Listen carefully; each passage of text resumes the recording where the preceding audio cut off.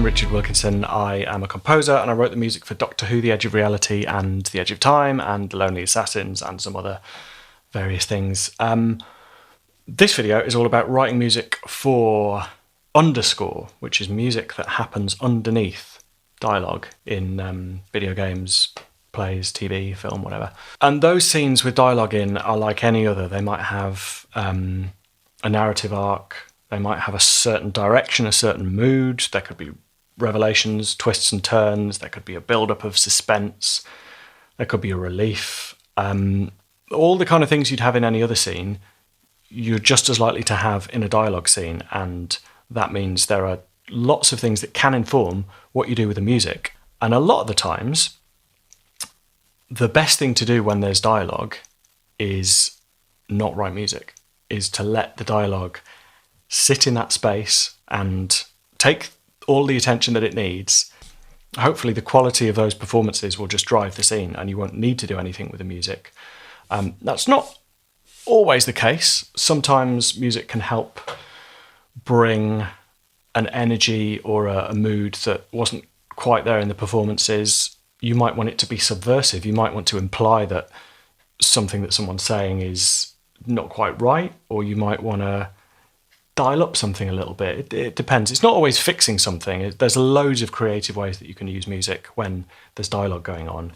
But I think there's a tendency, and I don't know whether this is new directors who are maybe a little bit unsure about having gaps with no music, and they think maybe the scene feels like it's flagging if there isn't music. Maybe it feels like it's getting a bit slow, and they just have almost constant music. And I hear it in quite a lot of shows at the moment. There's this sort of generic background bubbling. Yeah? What's that doing? It's not saying anything. It's not subverting what I'm saying. It's not amplifying what I'm saying. It's just there. It's just background. And it's... Shut up. It doesn't need to be there. And a lot of scenes are just better off without having music in them. And I think it's just as valid a choice and as important a music choice to say, let's not have music in this scene, as it is to make, all of the thousands of musical decisions that you do when there is music in a scene. I think it's a real skill to know when something can breathe on its own without needing music there. That said, let's have a look at a couple of scenes where I did write music for dialogue in The Edge of Reality. So what I'm going to do, instead of talking over them, you won't be able to hear anything. I'm going to put up a couple of clips from The Edge of Reality and I'm going to annotate them and explain what I did musically and why I did that. And then hopefully that means you can hear what's going on and you can see why I did what's going on rather than just trying to listen to me and music at the same time. So hopefully this will work. Okay, here we go.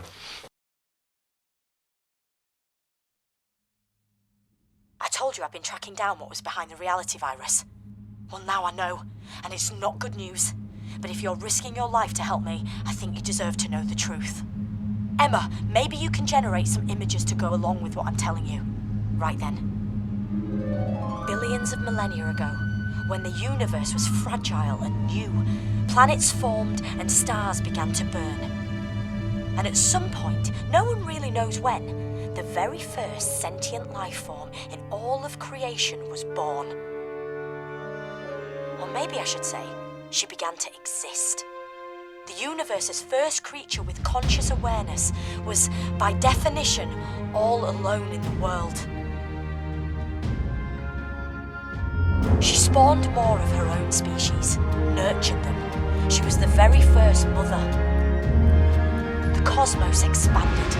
Planets and stars became vast galaxies, and life spread throughout countless systems, throughout centuries. And that first sentient being, let's call her the first, while she slept for billions of years.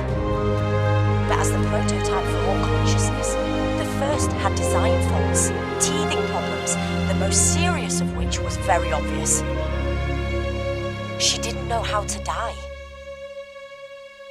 When she was revived, she looked on in absolute horror at what her children had turned into.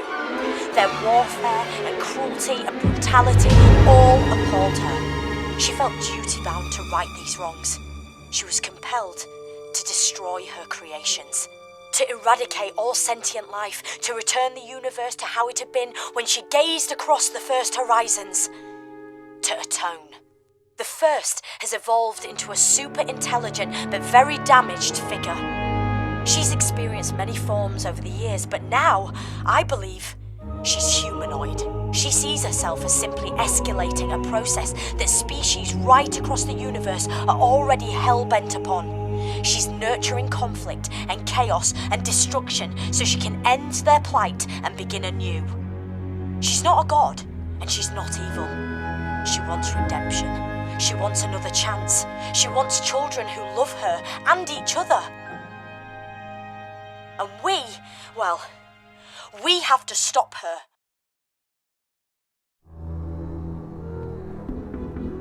Don't try anything, or it will kill you.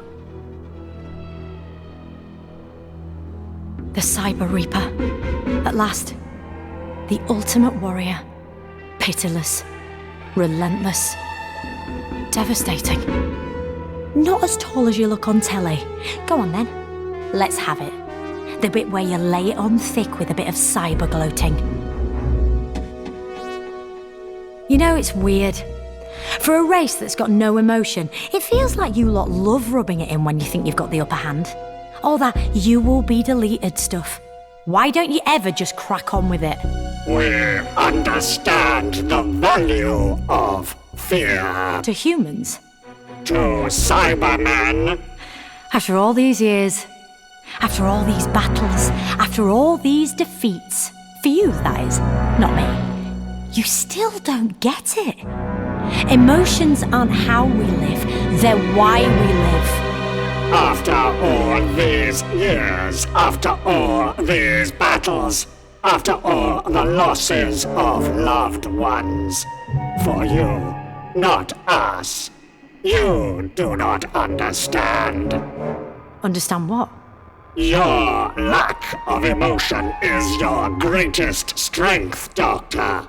That single fact is why I recognized the value of upgrading.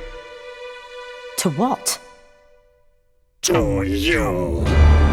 No. You are the ultimate warrior.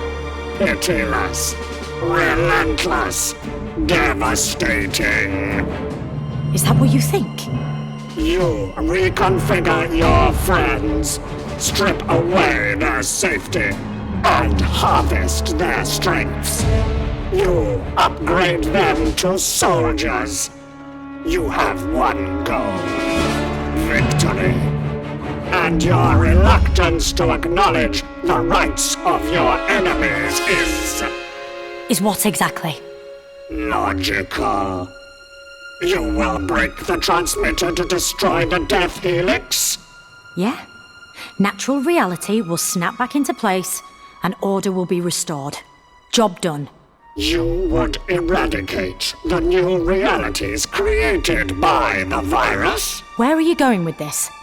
You must choose victory or kindness. You must decide whether you have a warrior's heart. Or? A compassionate heart.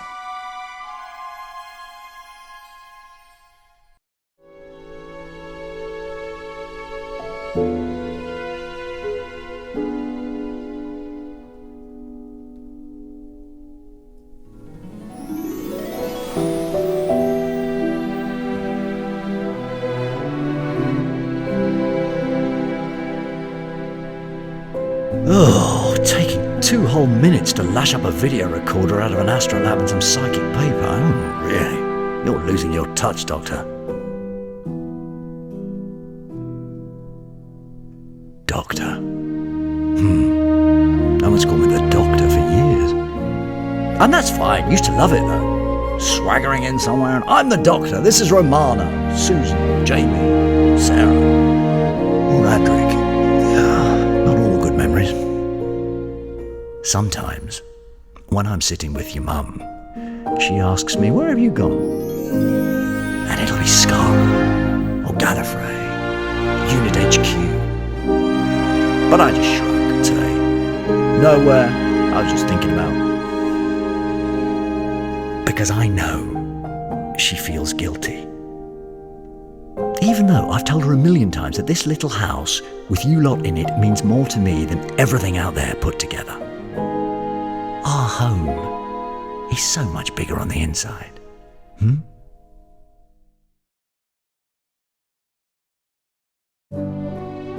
When you're old enough, she'll tell you stories of scary clockwork monsters who came to get her.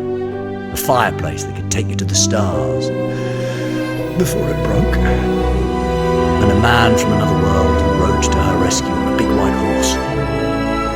Yeah, maybe she'll share the stories that I told her.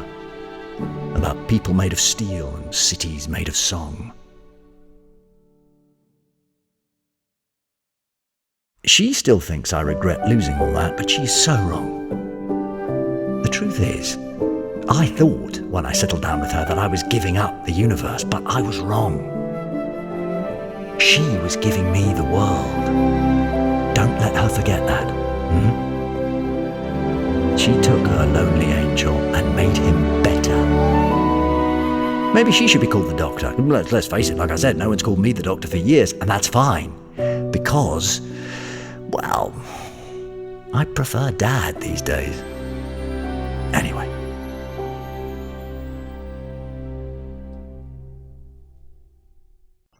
Okay, thank you for watching. Hopefully that gave you a bit of an insight into how I write music for Underscore.